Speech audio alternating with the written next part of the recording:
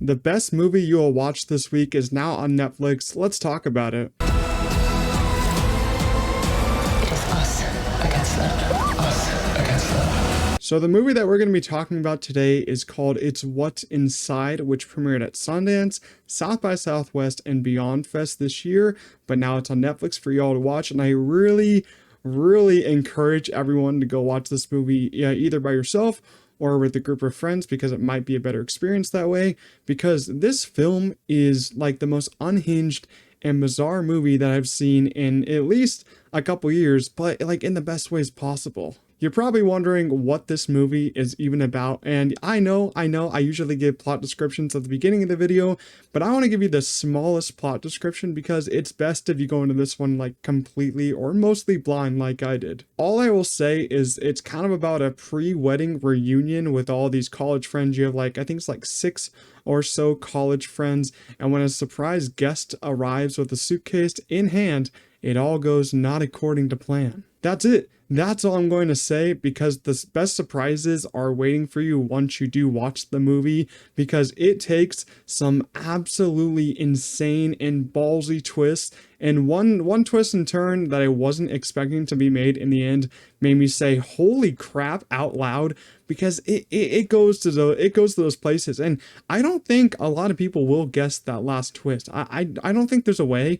Maybe you will, but you're going to be so into this movie that you're just not going to be focused or wanting to even guess. Like I was really into it. I was like, there's no way, because it already has a twist and turn at like the first 20 minutes of the movie. There's no way they're going to go for another one, but nah, they do. There's like 5 twists in this movie, and I was like, oh my god, they keep doing it. They keep pulling this off, and I was so entertained by it. I do want to talk about some of the technical parts of this movie, because I can't go into detail on like the story aspects, and the lighting and editing on this movie is really beautiful. Like, man, oh man, the effects that they pulled off with this movie are really impressive, and I don't think it even had that big of a budget, because it was only a movie that premiered at like Sundance, and then it got picked up by Netflix. I don't think Netflix made this movie. I think they just picked it up from Sundance, and it's not like the normal lights that you'd see just in a room or like a regular movie. Like, there's normal lights you see going into a regular classroom or something like that.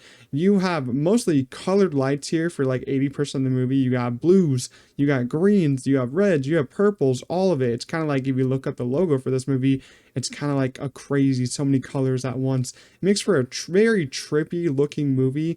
Like in this large house, you have so many trippy rooms, and it's like hard to kind of know what you're looking at half the time, but I thought it was beautiful. The editing is also really refreshing and filled with a lot of fast cuts, split screen of 2 people, split screen of 3 people, and you even have split screen that looks like the Brady Bunch intro with like all the characters at once and something in the middle of the screen.